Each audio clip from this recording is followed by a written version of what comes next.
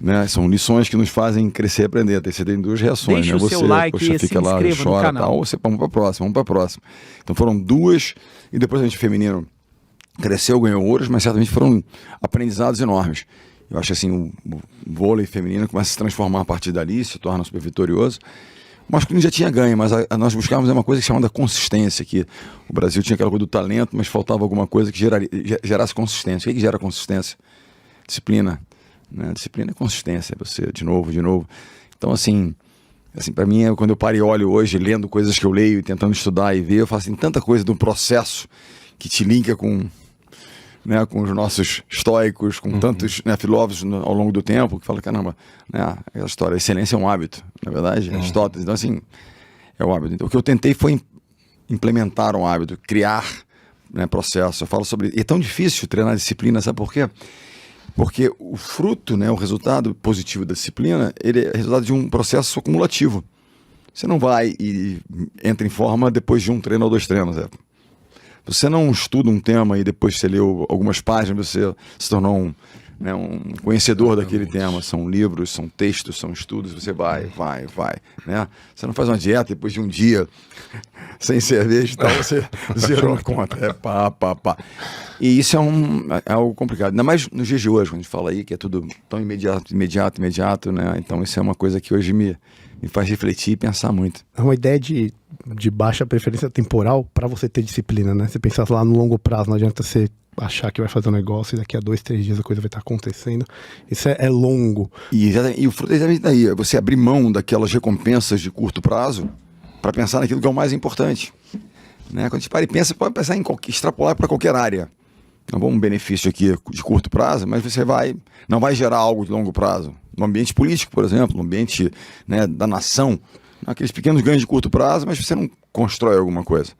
Para que você melhore a situação, eu tenho que passar por algumas questões hoje para que eu melhore essa situação da Previdência. Eu vou ter que fazer alguns sacrifícios para que a gente possa ter um futuro. Então tudo é, de alguma forma, ligado à disciplina, à consistência ao longo do tempo. E você pega isso, o esporte ele só traz cores vivas para situações do mundo real. Quem é que nunca disse, olha, foi suado botar o nosso Beyond the Cave de pé? Mas às vezes você está sentado numa sala com ar-condicionado, você não sua uma gota. O esporte ele é literal, você sua. Mas o processo de difícil, a gente corre atrás e apoiadores e chamar gente e tal, o processo é o mesmo, sabe, de batalhar, né? Então acho assim, é bacana que traz as cores. É literal, foi duro. A dor ela é parte presente, física mesmo, né?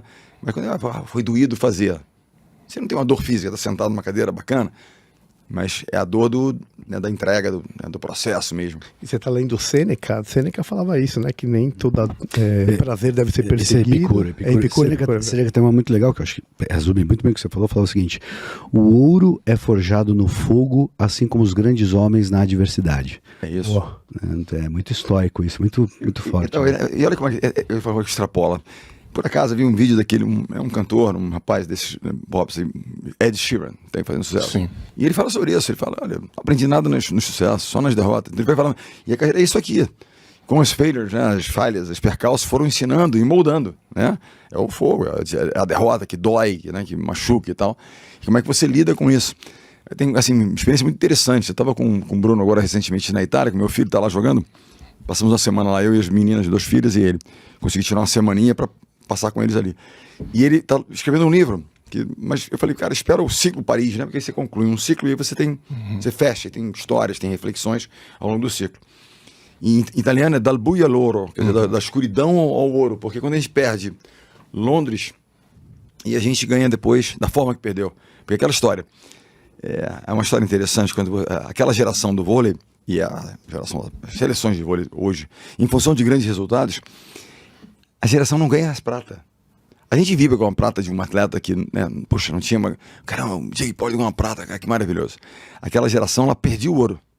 Era frustração, não era, porra, uma medalha olímpica, entendeu? Então era... E ele fala isso, que ele ficou 4 anos sem conseguir ver o jogo, etc. Tem uma série de reflexões.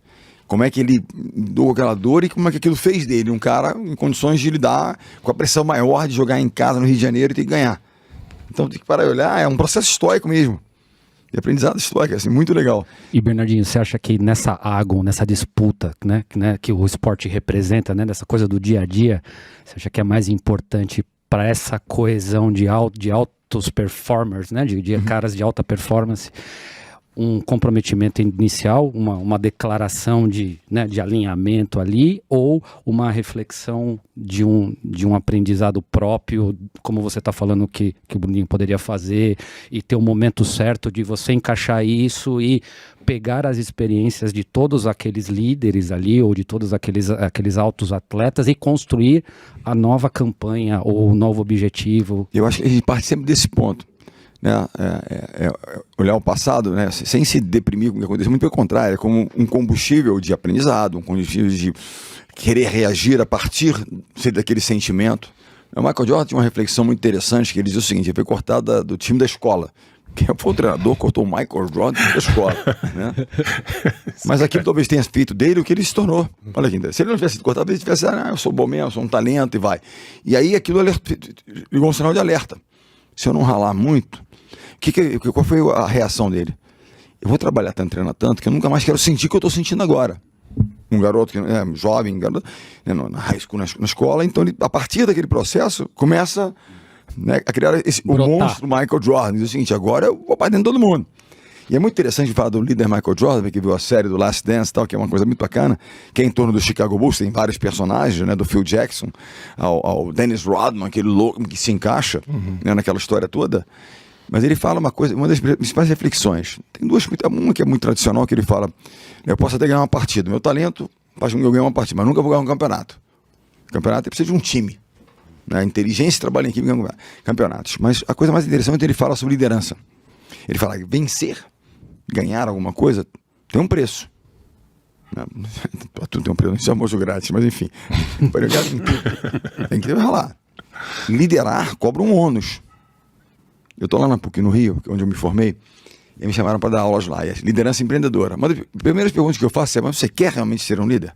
Você olha e fala assim: um líder, aí você pensa aquela coisa meio carismática, aquela coisa do cara ali num destaque, né? Mas só que tem um preço daquela história toda. O ônus, você vai ter que cortar alguém, né? Você vai ter aquilo que é certo, não que é conveniente, e é muito difícil, muitas vezes, né?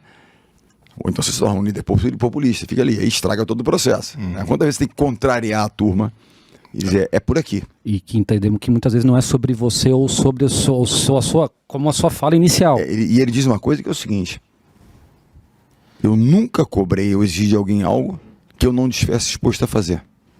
Então é o seguinte, ele cobrava, mas estou aqui para fazer. Né? Então a essência da liderança, né? O exemplo. Você tem que estar ali e fazer acontecer. Quer ter seu próprio negócio na internet? Conheça o Fórmula Negócio Online. Link oficial na descrição do vídeo.